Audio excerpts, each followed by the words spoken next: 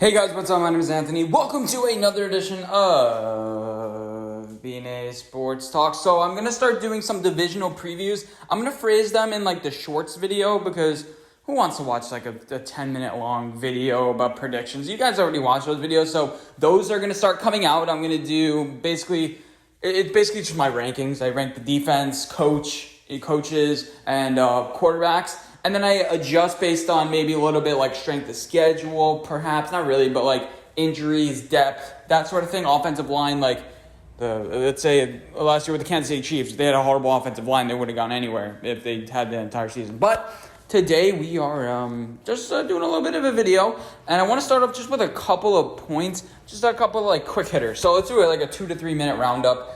Start the clock. It's 50 seconds. Let's go. Tebow time, right? Hey, Tebow made a catch in the end zone, and he looks thick. He looks big. He's a football player. He's just going to contribute any way possible. He's not going to be on the cover of Madden in Madden 22. He's not going to win MVP. He's not going to have any offensive player of the year votes. He's just going to be a contributor. Now, it could be a little bit of a distraction, but I told you from the beginning, maybe a little bit of Gator bias, but I'm like, this dude competes. He plays. He has heart. He has good work ethic. He didn't just do this for the fame. He didn't just do this because he felt like it. He is famous enough. He did it because he saw the opportunity. He had his buddy Urban Meyer. And let's do something. Let's do something that would be kind of interesting, kind of something a little bit different. And he is all in. So good for him. Next, Devontae Smith. You know what? If the Eagles would have selected Kadarius Toney, he would have been a bust. If they would have selected Jamar Chase, whatever, and they stuck at he would have been a bust. It just is what it is. It's the Eagles. It's what they do. And I'm going to enjoy it as a Giants fan.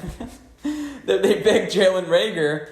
They had to trade up, by the way. Look, we got an extra first-round pick. It doesn't matter. But they got Jalen Reagor and then pick up that Justin Jefferson. Then they picked DeMonte Smith.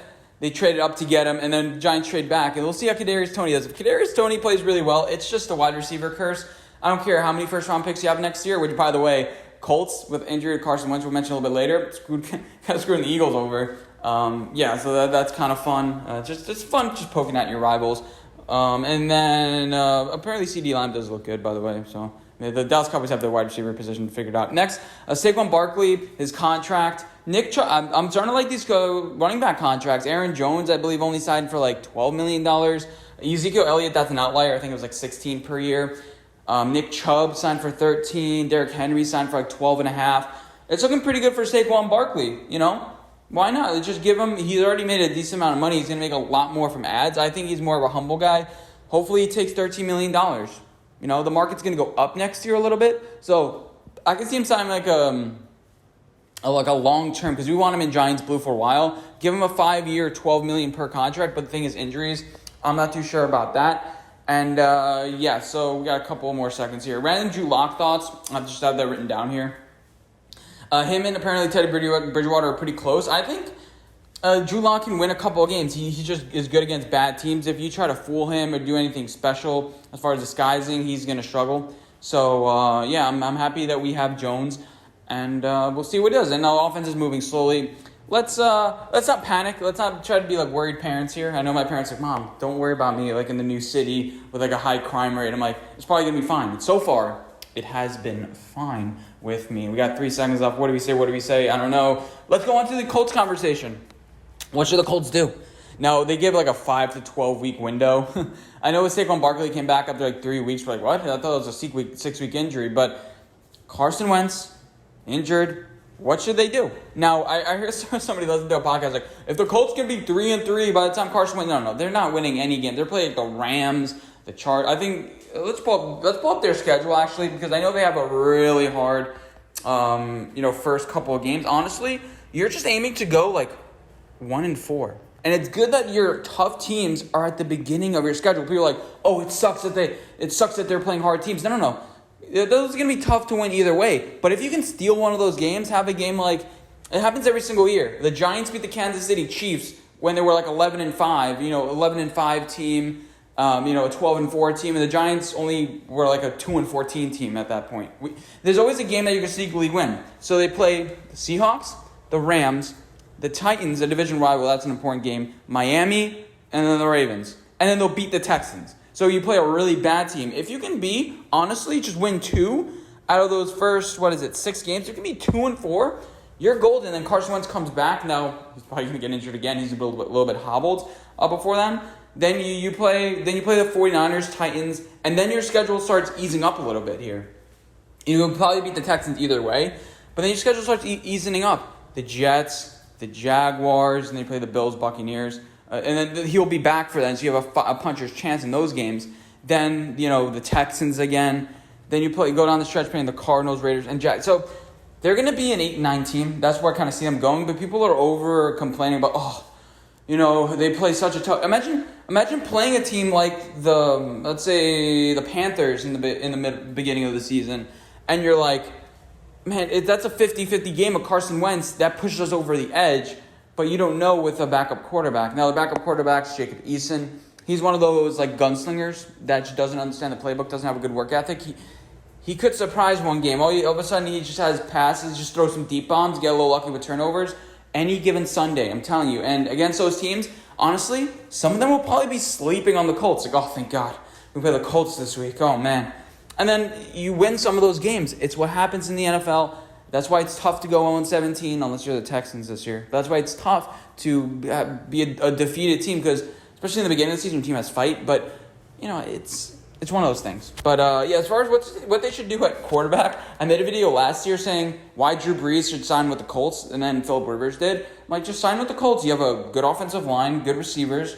Paris Campbell, kind of a good slot receiver. T.Y. Hilton, he can also do some things in the slot as well. Pittman, he can do a bunch of different things for him, but he can get you over the middle of the field, kind of like that a little bit of a Michael Thomas role with him.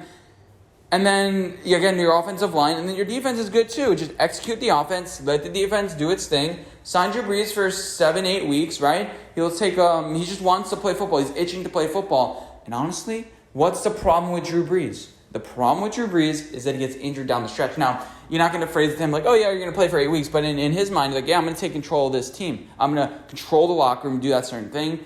Now, that will hurt Carson Wentz's psyche a little bit. It's just like, oh, another guy's taking my job. You bring another guy in, a Hall of Famer. But eventually he's going to wind down. So you bring him in, like Nick Foles was. You bring him in for the end of the season in a way because you're like, oh, he's going to have a couple good weeks. You bring Drew Brees in. He's still working out probably. He'll quickly learn the playbook no matter what it is, whatever they try to run. For weeks 1 through 7, he's probably going to be fine. I mean, you do play some pretty good defenses there with the Rams and actually it's not even that bad. The Ravens as well. So Drew Brees is an option. Next is Foles. That would just be so funny, man. I just wanted to put that in there. He's like campaigning for it. You can't do that, man. You just can't. You got to pray for Andrew Luck to come back. That's another option I have. Why not? Andrew Luck is like, this is my rising moment. That'll be such a great story, man. Even though it's not going to happen. It's like 3 years since he's retired. But like, that would just be coming out of the depths of hell. Andrew Luck is... Actually, no, it was 2 years ago. Coming out of the depths of hell. Was it 3 or 2? It doesn't matter. But, yeah. And then you can't... Other than that, it's just going to be replacement level. You just got to keep with the guys you have. Brett Hundley, Jacob Eason. Those guys kind of understand the system now. The only potential players you can bring is Nick. It's Drew. That's the only player. I think it could be a pretty good deal there. I don't know. Let me know what you guys think. Because... Drew Brees, would he do it? If he had to move his family, he's like dedicated to the city of New Orleans. It wasn't like that with Philip Rivers that much because they did move from San Diego to Las Vegas, so it wasn't like he had that much of attachment to Las Vegas. He just moved his family for like a year. Let's take a year trip. But maybe Drew Brees can do something. He has a little bit of an itching to play. Just say, hey, Drew, we come in here. Maybe things work out. Maybe things don't.